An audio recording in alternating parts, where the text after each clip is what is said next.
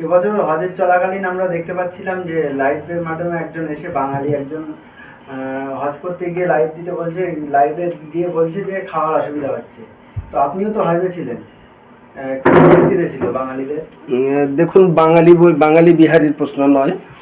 যখন এখান থেকে মানুষ ইন্ডিয়ার পক্ষ থেকে, আমি যতদূর জানি ভারতবর্ষ থেকে প্রায় 1,70,000 মানুষ এবার হজে গেছেন।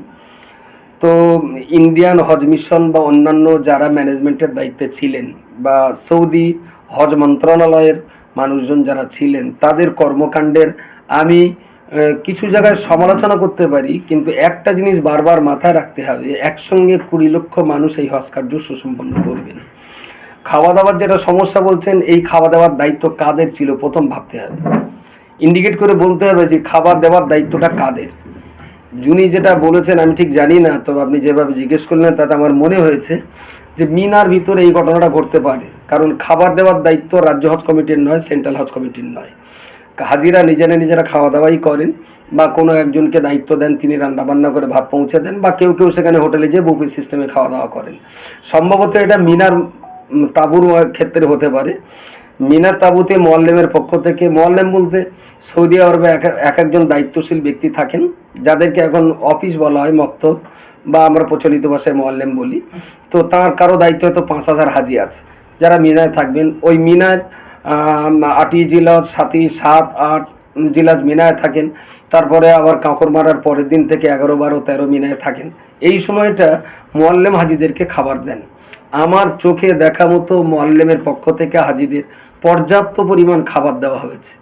এই 47 ডিগ্রি তাপমাত্রায় প্রতি মুহূর্তে এতগুলো হাজির পানির সরবরাহ করা, এবং প্রত্যেকটা পানির ড্রামে বলতে বরফ সার্ভিস দেওয়া, যাতে হাজিরা ঠান্ডা পানি খেতে পারে। এবং হাজিদের জন্য সকালবেলা নাস্তা, দুপুরবেলা বিরিয়ানি বা বিরিয়ানির ব্যবস্থা, রাত্রে আবার ভাত বসের ব্যবস্থা বলতুবিয়াতে যারা করেছেন।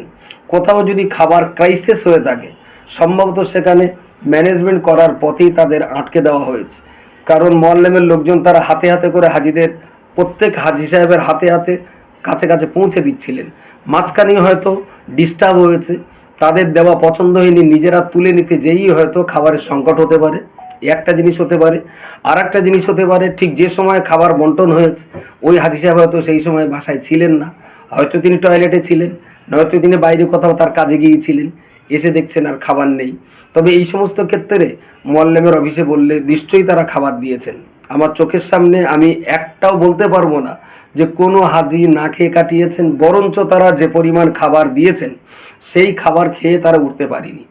আমি বলতে পারি যাবার দিন এয়ারপোর্টে যাওয়ার সময় হাজিকে যা খাবার দেওয়া হয়েছে, আবার বিমানে ওঠার পরে যে পরিমাণ খাবার দেওয়া হয়েছে, জেদ্দা এয়ারপোর্টে নামার পর থেকে নিয়ে মোয়াল্লেমের একটা খাবার দিয়েছে, আবার যে হোটেলে নিয়ে যাওয়া হয়েছে সেই হোটেলওয়ালা খাবার দিয়েছেন হোটেলের পক্ষ থেকে। আমার তো মনে হয় না যে যাবার দিন যে পরিমাণ খাবার দেওয়া হয়েছে কোনো হাজি সেই খাবার খেয়ে শেষ করতে পেরেছে। আমার মনে হয়নি, সকলের খাবার বরঞ্চ বেশি হয়েছে। আবার কিছু কিছু খাবার দিয়েছিল শুকনো খাবার, হাজিরা সে খাবার সংরক্ষণ করতে পেরেছে পরে খাওয়ার জন্য, নষ্ট করতে হয়নি।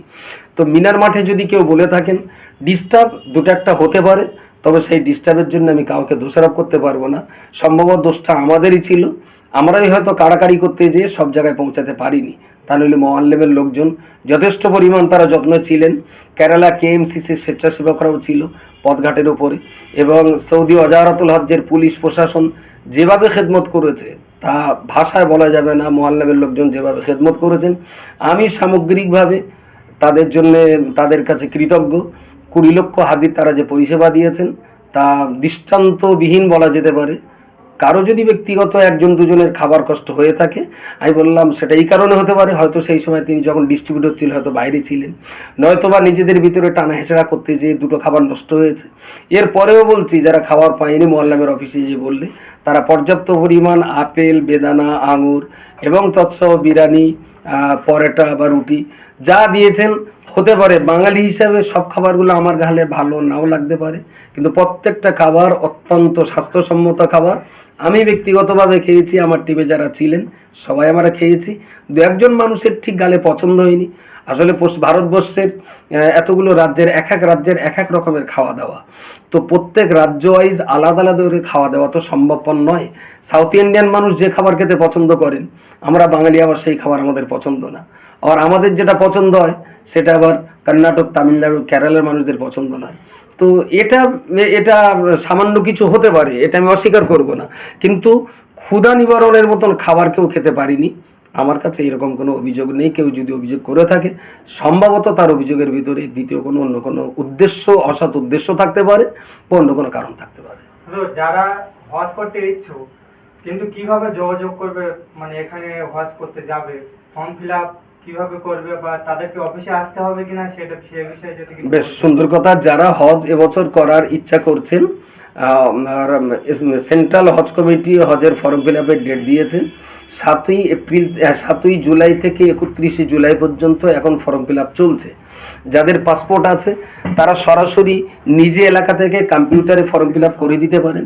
তবে এই জায়গাটা একটা মুশকিল হয়ে যায় যে 5 জনকে একসঙ্গে করে ফর্মটা ফিল আপ করলে তাহলে ভালো হবে। যার সেই একে একে ফর্ম ফিল আপ করলে একজনে একটা গ্রুপ হয়ে গেল, তাহলে মক্কা মদিনায় যখন ঘর দেওয়া হবে তখন ওনাকে দেওয়া হবে, আর এইরকম এক একজন করে আরো যারা 4 জন ফর্ম ফিল আপ করেছিলেন তাদেরকে ওনার সঙ্গী করে দেওয়া হবে।